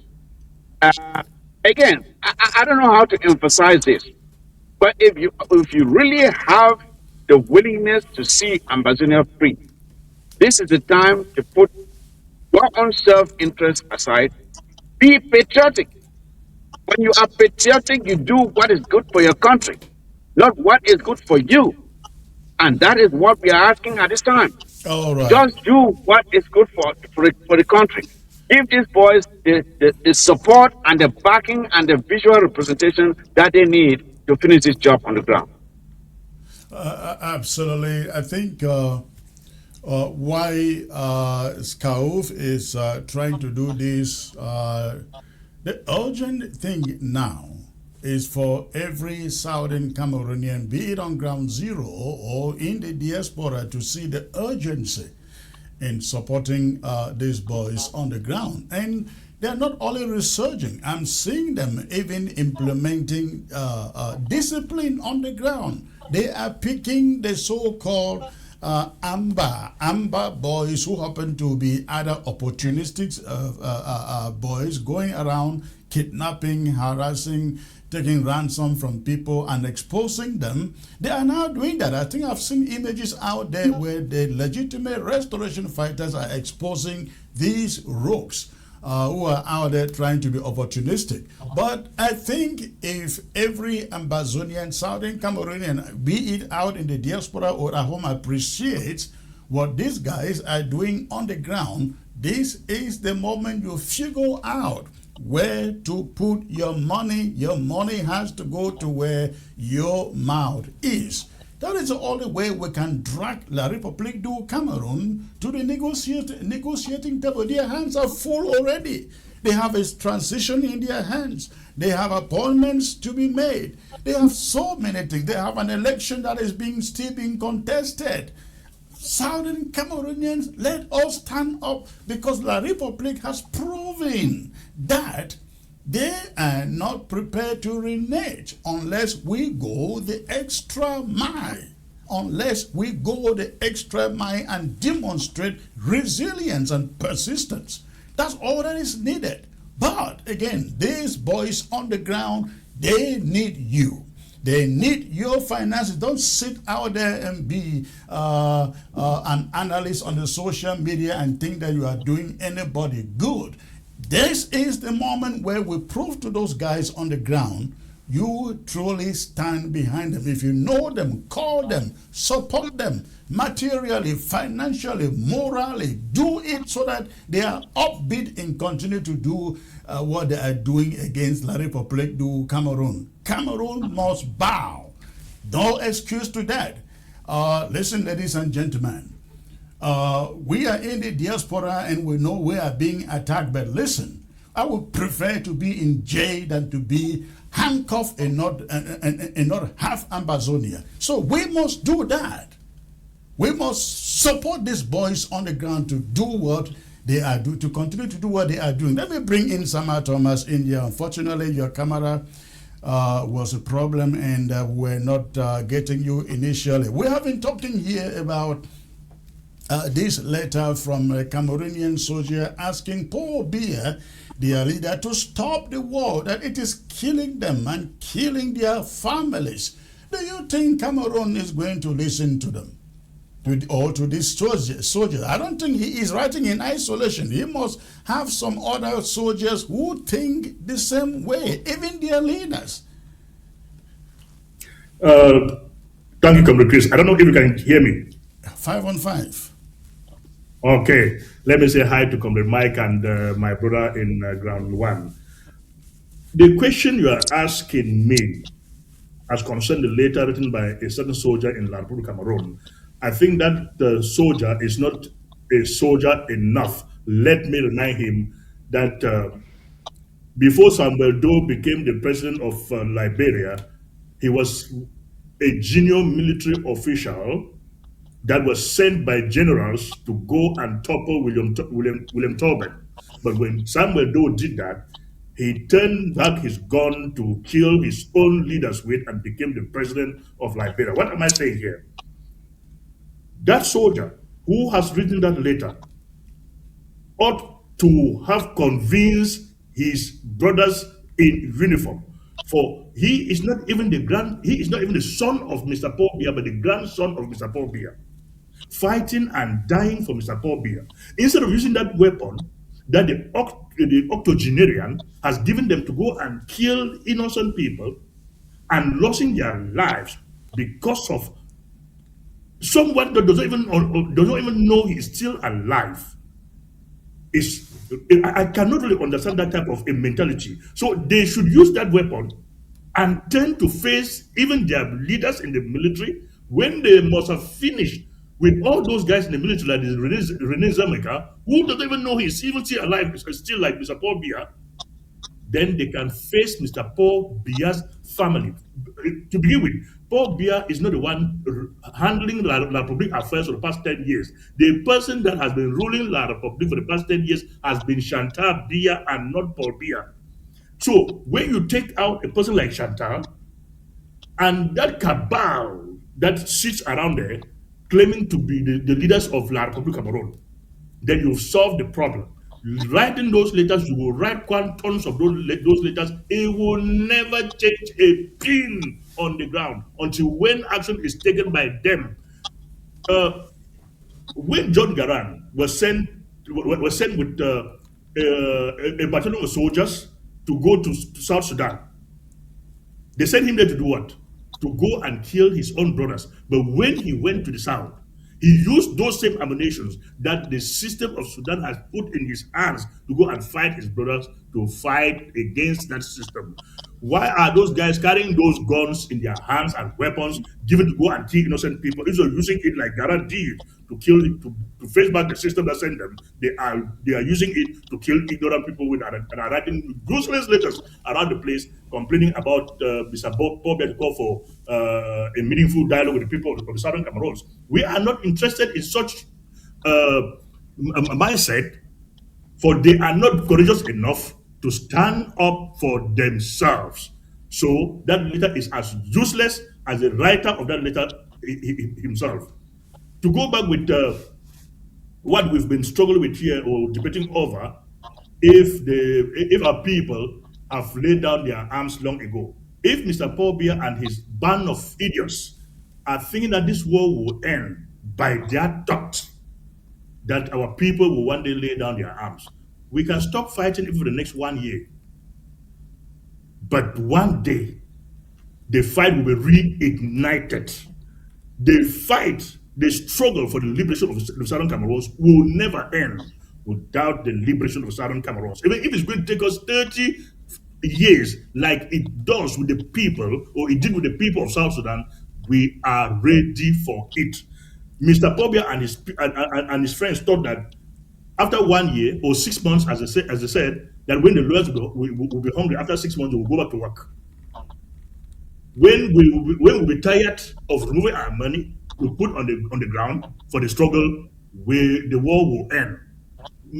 Some people might be tired, but everybody will never be tired at the same time. So the struggle, even if left in the hands of one courageous person, it will continue till the day that we will reach Buea. So Paul Biya and his friends must not be dreaming. They should do the right thing now. Their people will keep on crying as we are crying until the right thing will be done. Give us your take on what we are describing as the resurgence of Amba fighters, Sama. When we are talking about resurgence, Comrade Chris, it's just as if we are saying that the war has once stopped for about 1 year or so. That is not the case here. For the war has been ongoing. The only thing that we've witnessed in the struggle is that places like Kumba, Buea, and Manfe have been somehow calm for the past 1 year or so, but not complete 1 year. For a given moment, the soldiers will appear and cause havoc on the Republic soldiers and disappear, that is a real guerrilla tactic. The only place that has been consistent all along has been Bui and partially Meza, but it has never been complete calmness in the entire Southern Cameroons for the past 1 year. So we cannot be talking about resurgence here as if the war ever stopped completely. All right, gentlemen, please stay put. I will be right back. And when I come back, we focus on who is really in charge. Who is really in charge in the La République du Cameroon? Talking about the report of Paul Biya fainting on the 20th May, fainting on 20th May, and reports of him getting incapacitated. Let's delve into that once I come back here. Stay put, please. Have you noticed? The world is changing faster than ever before. Artificial intelligence is transforming workplaces, creating new opportunities, and reshaping entire industries. The question is no longer whether AI will impact your career. The question is, will you be ready? At Certified AI Academy, we're helping ordinary people gain extraordinary skills in just 8 weeks. Unlike many programs that leave you alone with recorded videos, our classes are taught live by experienced instructors. You will learn practical AI skills you can immediately apply at work, in business, or to launch a new career. And we don't stop at training. We help with resume development, job search support, and connecting graduates with opportunities. Many AI jobs today can be performed remotely from anywhere in the world. Our next session begins July 24th. Seating is limited. To enroll, text AI to 346-271-0711 or visit certifiedaiacademy.com. All right, ladies and gentlemen, again, at this moment, I will take you back to Yaounde, where we have a conversation on the collapse of Paul Biya. We are told on the May 20th, after the May 20th festivities. We were told that Mr. Biya collapsed. So who is taking the decisions in Yaounde? That is the question. For months now, Cameroonians have been asking questions that the regime has refused to answer. Questions that continue to grow louder with every passing day. Questions about the health of President Paul Biya. Questions about the future of the state. And questions about Amba. Questions about succession and questions about power. And now, if reports circulating from sources close to the presidency in Yaounde are to be believed, those questions have become impossible to ignore. According to reports attributed to eyewitnesses and presidential sources, Paul Biya allegedly suffered a health scare during the May 20th National Unity Day celebrations at the Unity Palace. The report claimed that the 93-year-old president collapsed during a reception following the military parade and was quickly attended to by doctors before being moved to the palace medical unit. No official statement has been issued from the state. No explanation has been offered. Silence, once again, has become the preferred language of the state.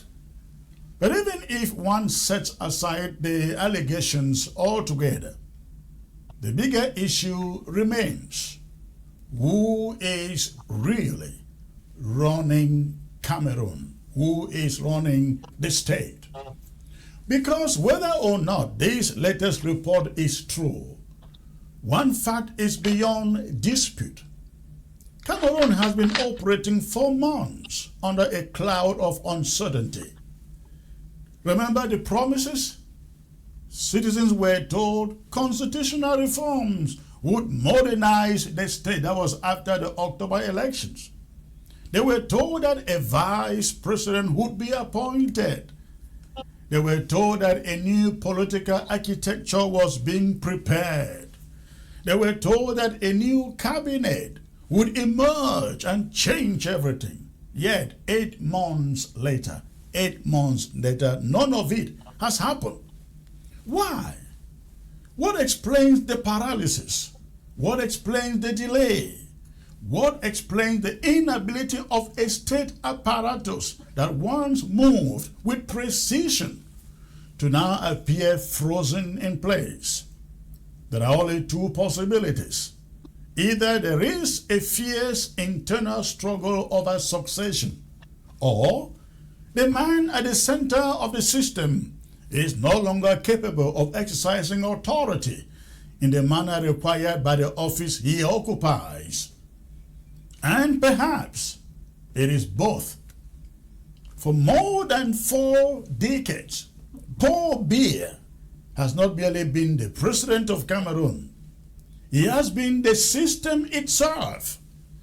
The presidency is not simply an institution. It revolves around one individual. Decisions wait for him. Appointments wait for him.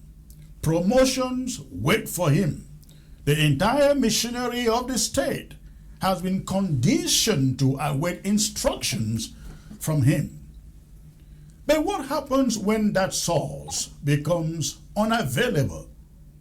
What happens when decisions cannot be made? What happens when signatures do not come easily? What happens when the state becomes trapped in a waiting room? The regime spent months promoting constitutional changes and discussing succession mechanisms. Yet, the very office that was supposed to guarantee continuity remains vacant 8 months after an election. Every day that the office remains vacant is another day that competing interests continue maneuvering behind closed doors. Every week that passes without clarity deepens speculation. Every month that passes without appointments increases public suspicion. that the state itself does not know where it is heading. And that is a talking point, ladies and gentlemen. Who is in charge in La République du Cameroon? Is it Paul Biya? Is it Ngongo? Is it Chantal Biya? Is it Louis Motaze? Is it the prime? Who is in charge? Where is Paul Biya? Now, do not tell me this has nothing to do with me. For as long as Ambazonians remains at war with La République du Cameroon, whatever goes on in that damn country affects me, affects my family, affects my people, and so it's just the right thing to do. But let me get to my panel again. Sama Thomas, let me start with you again here. Paul Biya collapsed on the 20th May, and since then the question has been, what is going on with him? And since 20th May, I believe also, we've had the president of the Senate gone. We've had that of the National Assembly gone. It seems like, the die is moving very closer to Biya, and we have not heard from him nor seen him since then, and no news, no statement coming from the presidency about his health or situation. What are you hearing out there, sir? Before I go, I still begin to communicate. It seems a blogger was arrested in La République from Douala for saying that it seems that it's getting closer home. Okay. So to the target. Okay. Absolutely. Okay, now let me go back to who is at La République's. If Paul Biya has just collapsed this frustrated me. I don't think that is the right thing to say. Paul Biya has collapsed long time ago. And even if Paul Biya happens to die today, let me be serious now. Even if Paul Biya happens to die today, those around him, even Chantal Biya, will not announce the death of Paul Biya. The people that will announce the death of Paul Biya will be France. And it is France that is keeping Paul Biya where he is. It is France that is controlling the whole system around Paul Biya, telling who what to do. That is why for the past 10 years, even Atanganji cannot touch even an SGO. If Atanganji would want to step into that area of touching a GO, not an SGO, it is only when that guy listen, comrade, Atanganji, as far as I'm concerned, Atanganji simply plays the role of the hangman for the regime. Yeah, he's a hangman that they call the Minister of the Administration, that is supposed to be responsible with the appointment of governors, GOs, and SGOs.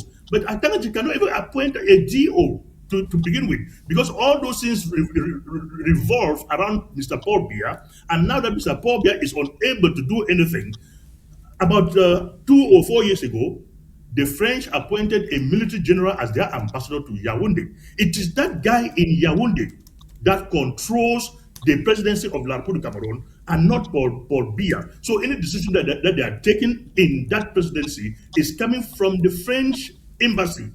And once that is done with, that is when Paul Biya will be announced dead, or Paul Biya will be removed by his own people, or Paul Biya will be removed by that same soldier who wrote that letter calling for Paul Biya to do something, as if Paul Biya is the one controlling La République. He is not the one, it's the French embassy.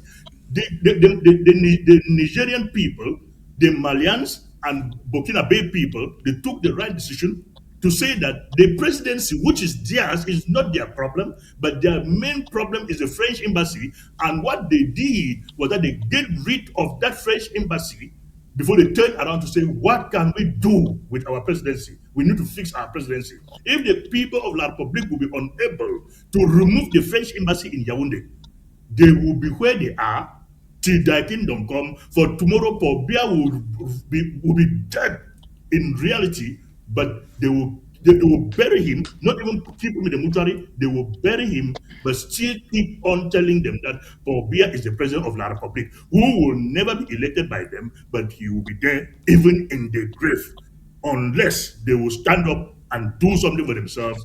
If not, they are in, even for the next 100 years. If Paul Biya is gone without appointing a vice president, do you think that there is any chance anybody emerges president other than Ngongo? Well, Ngongo might emerge president if France chooses to appoint him to be president. But if France will not appoint Ngongo as a president, nobody will take the presidency of La République du Cameroon without the involvement of France. So Ngongo is just a figurehead in that system.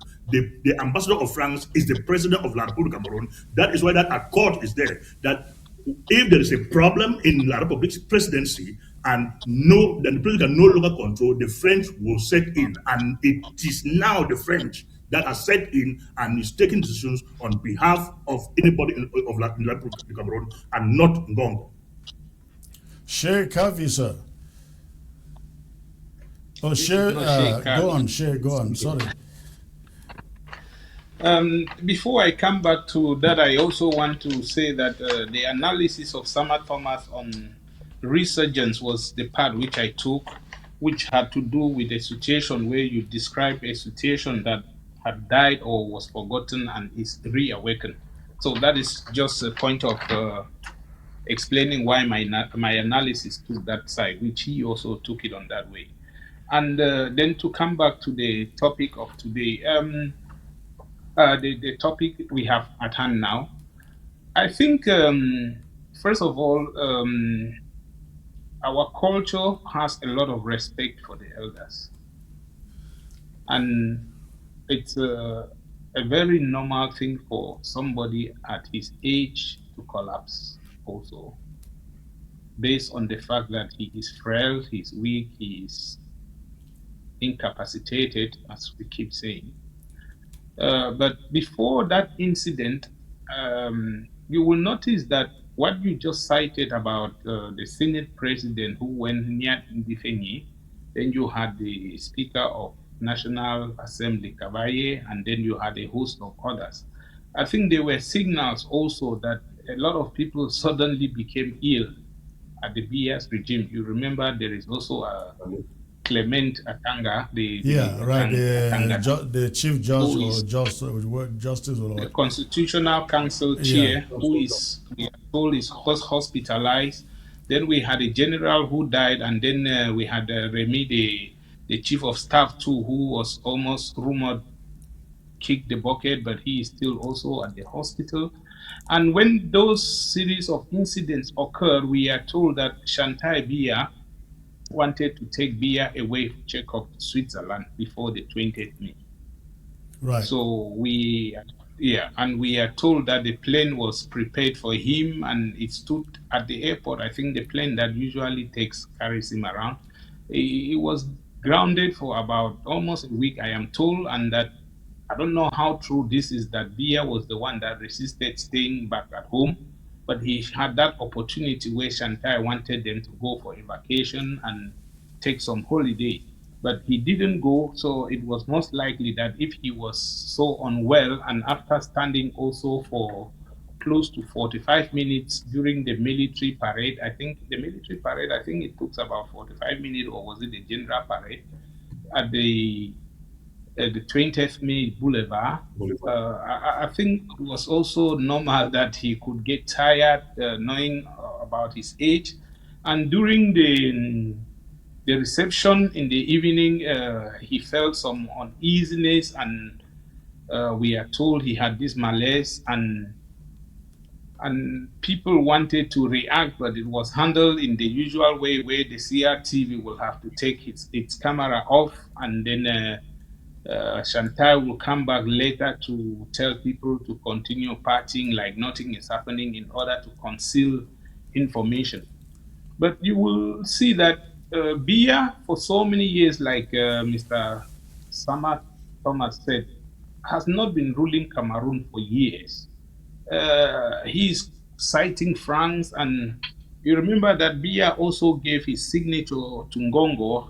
He was not the first time, but this should be the longest person who had Biya's signature, and he could do a lot of things with his clique. But as time went on, he started having conflicts with these people, as Mike Fossey said, that they are fragmented. Also, there are factions in CPDM or in the regime. You will give you an example. Remember, he was talking about Atanganji not being able to appoint a deal.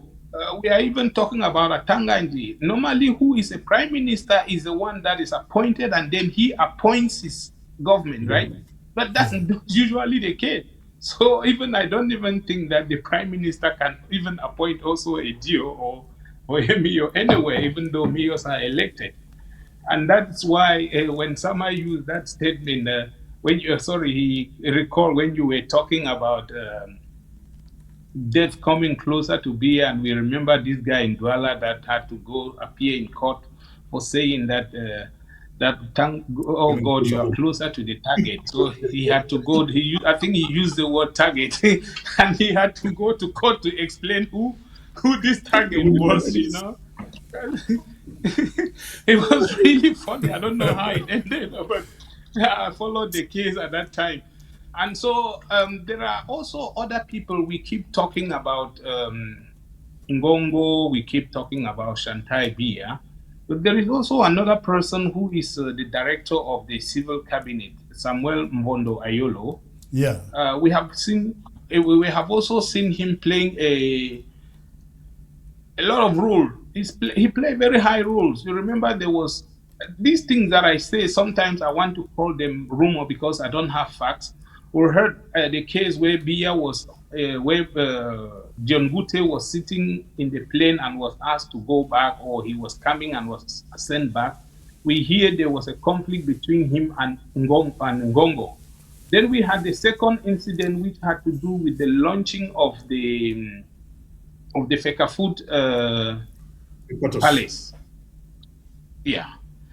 The headquarters, we are told that the civil cabinet was the one who appointed the prime minister to represent the head of state. But then there were also contradictory messages that Biya himself, which probably might be Ngongo, wanted but the minister of sports to be the representative of the head of state. So you will see that conflict, and you begin to wonder, not only one person is ruling, there is confusion, and this confusion is what is making it so difficult for them to have the prime minister. The vice president. Recently, we have learned of a certain pastor, Oswald, I think they call him Baboke. Have you heard of that? No. Okay, this is the new candidate for the position of the vice president. And we are told that since Shanghai, he's a pastor, and he is a billionaire as well. Francophone, I guess. Yes. It should be from a pastor of which ministry? That I didn't research. I will try to do that and get back to you. But his name is Baboke Oswald. Oswald spelled with an E to show that it's a French one, the French extraction. And it looks like he is the new choice for Shantai Biya to be for the position of the vice president. Since the other one, I think the name is Gilbert, who was fighting also for that position, claiming to be Biya's child. The position is that Shantai wanted to use that one in order to despise Frank Biya. So Shantai is doing everything humanly possible to make sure that Frank Biya does not hold that position. And the confusion that they have is that these two people, they are very key in the sense that Biya is the wife and is constantly with the husband. And Frank is the son who should also have access to the father. But sometimes it's very contradictory and complicated for Biya to have full control. Access to Frank. I have learned that. Yeah. These two people have communication. For example, if Biya has a communication with the son, when Shantai comes in, he makes sure that he did everything, and vice versa. Now, recently, we also saw that your friend, Comrade Chris, you seem to be a very, while having Issa Chiroma as your friend, your other friend, Colonel Bankui Emil. Yeah. Did you learn of that? He's being what asked happened? to come back. Yeah, he's being asked to come back from retirement again with with Colonel Jean-Jacques Fouda. These two, they are asked to come and take charge of the electronic surveillance. And this Interesting. is I've to not tell heard you about that. that. Yeah, that's why I want to tell you that when you climb the plum tree, don't forget to send me the black one, you know? Yeah, absolutely. Yeah. So I have so many friends there. I think, and that is why you have also another circle of the Isa Chiroma that is already asking people. I've forgotten the name again. It just went slip off my mind. That is trying also to discourage offices from using the Biya's pictures into offices. Effigies in offices, and this is being, we are told, is being also promoted by some people in the regime because they are already seeing that the time of the regime is very, very short starting from now, and all of them are trying to find their way in case Isa Chiroma is given the chance if something happens, because definitely, like you asked a question, what happens if Biya dies now and he has not appointed the vice president, which was the purpose? Are they going to follow the new constitution now, or they will go back to the old one, which the Senate president has to take over? This is the debate that is going on.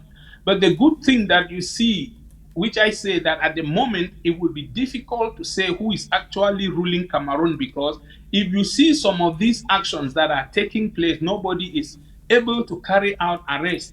Recently, you would know the outings of Maurice Kamto.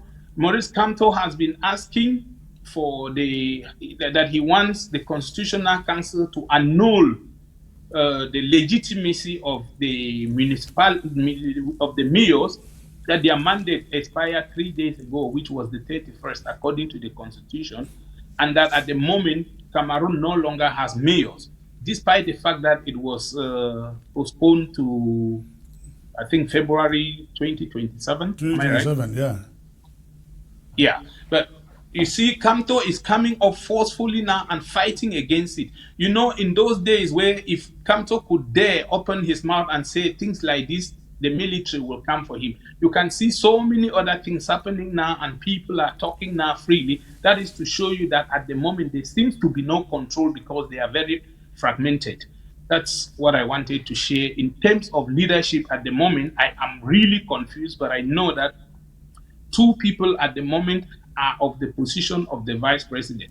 Those that we speculated before, the Atanganji, the Philemon Yang, the prime minister himself, they no longer talk about them. The two people who are in the minds of the regime at the moment are this Pastor Oswald Baboke and Frank Biya at the moment.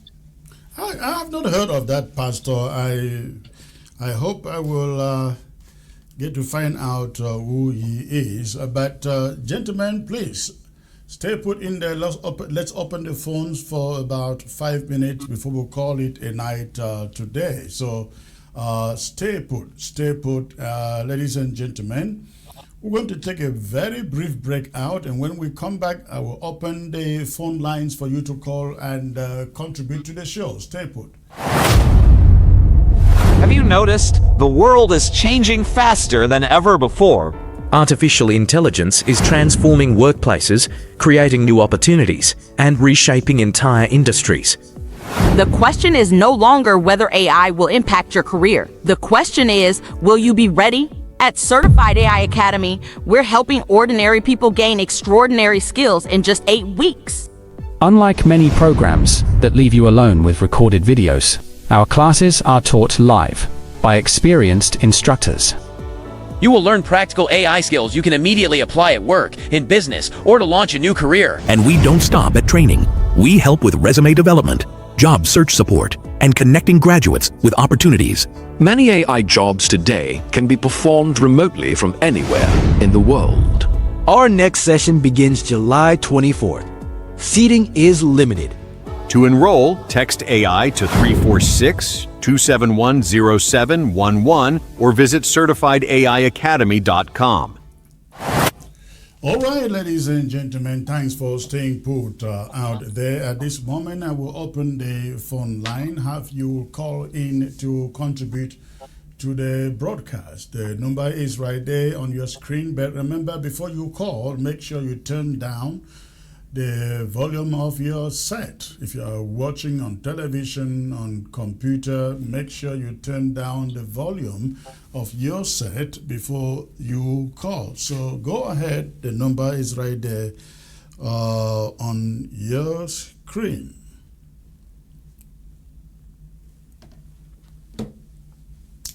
All right, and while I wait for your phone calls, let me get back to my panel. Sama, Thomas, I know you were about to concur to the points that Shea Servism was making. Go on, please. Yes, like Shea was talking about our succession in Lara Public's system. There's a lot of speculations going on in La Republic about who Mr. Paul Biya will appoint like his vice president. I think that is what is going on within me. There is a lot of backlash even in La Republic of Cameroon about who the vice president is. That is why Paul Biya has chosen to suspend the appointment of a vice president like he did with the so-called 1996, if at all he was the one who chose to suspend it, like he did with the 1996 constitution that calls for what they call it, the special status and decentralization.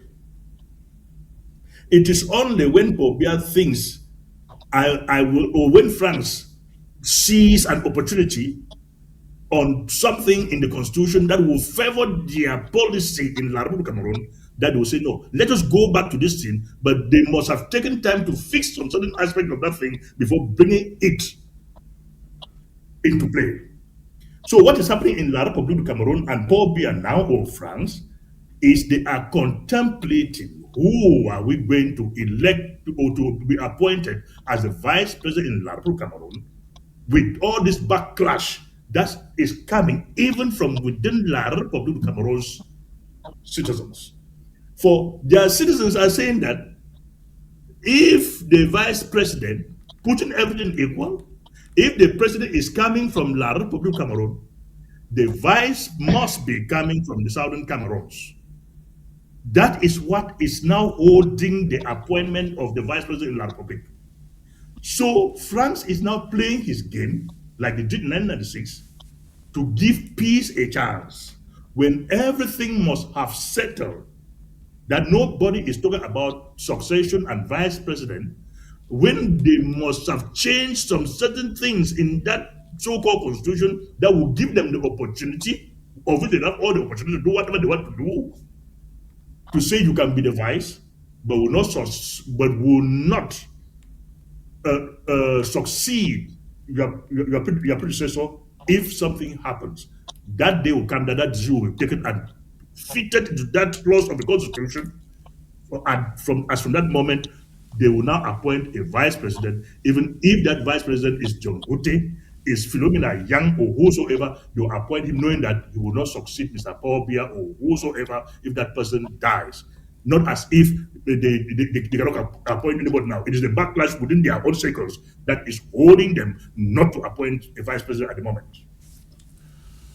Shay, make your last point. Let's call it a night, please. Last point. Yes, and let's call it a night in the absence of any cause. I still think that there is danger. What La Republique has used is this issue of buying time, which is in line with what Mr. Sama Thomas is saying. But I'm afraid that this time they may not be lucky to buy that much time that they want, because the odds are very high, the stakes are high. And they have come to a conclusion where if France actually, according to Sama's analysis, is the one in charge, do not also forget that France has never wanted an Anglophone to become a president in La République. So that is why you no longer even hear names of Anglophones coming up. And Agbobala, Barrister Agbobala was able to also note this aspect, and that is why his last outing was there, that we should not stop. When I say we, I mean they, the Anglophones, don't include me anyway. I'm not. We should not stop drumming the issue of or losing hope in the fact that an Anglophone can become a vice president. But following the new law that was passed, it is very likely that they are going to follow the Nigerian method, which is what was agreed in 1961, that if the president dies, the vice president takes over and completes the term. And that means that we still have about 6 years, some months, if it were to happen today. But what we are trying to see here is the fact that I agree with the fact that there is a lot of disagreement among them, which is the reason. Because it looks like everybody wants to be vice president at this moment, but they still want somebody that can continue with Biya's legacy. And what is delaying this is the fact that all of them are criminals and prison awaits them. This is what they want to avoid. This is what I know. Because if you see, rumor also has it that this man of the justice, what is his name, Laurent Esco, has been at loggerheads for long with Ferdinand Gongo.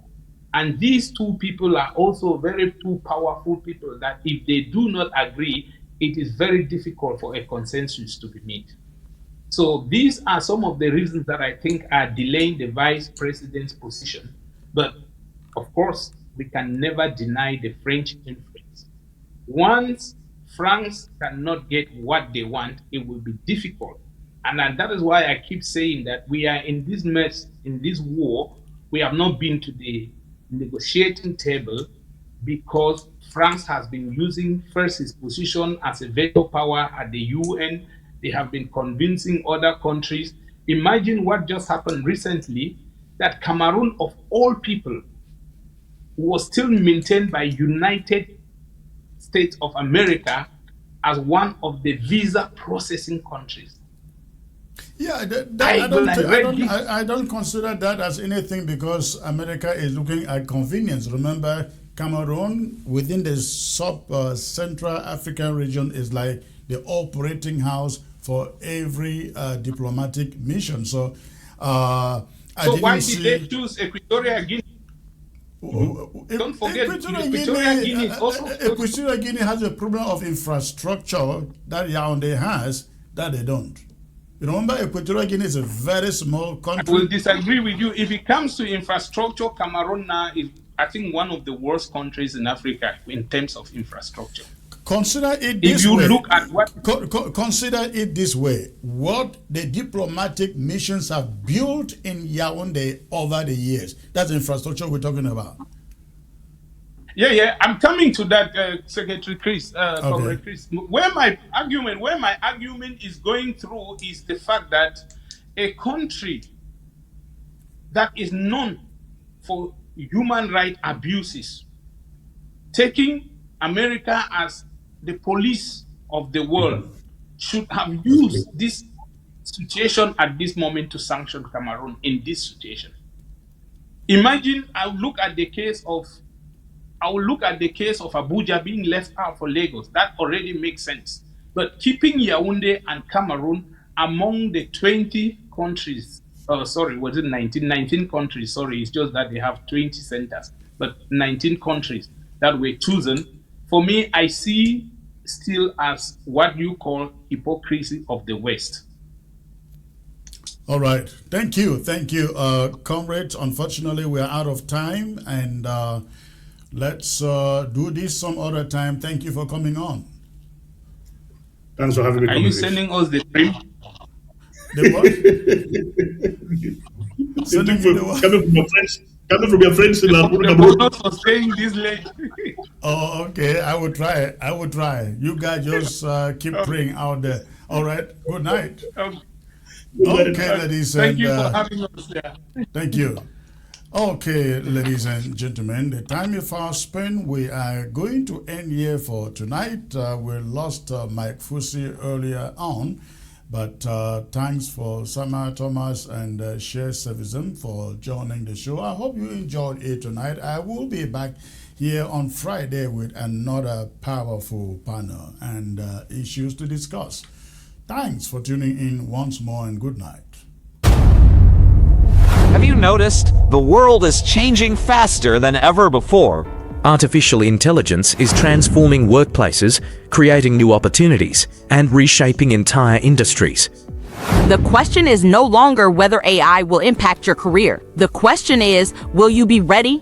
At Certified AI Academy, we're helping ordinary people gain extraordinary skills in just 8 weeks. Unlike many programs that leave you alone with recorded videos, our classes are taught live by experienced instructors. You will learn practical AI skills you can immediately apply at work, in business, or to launch a new career. And we don't stop at training. We help with resume development, job search support, and connecting graduates with opportunities. Many AI jobs today can be performed remotely from anywhere in the world. Our next session begins July 24th. Seating is limited. To enroll, text AI to 346-271-0711 or visit certifiedaiacademy.com.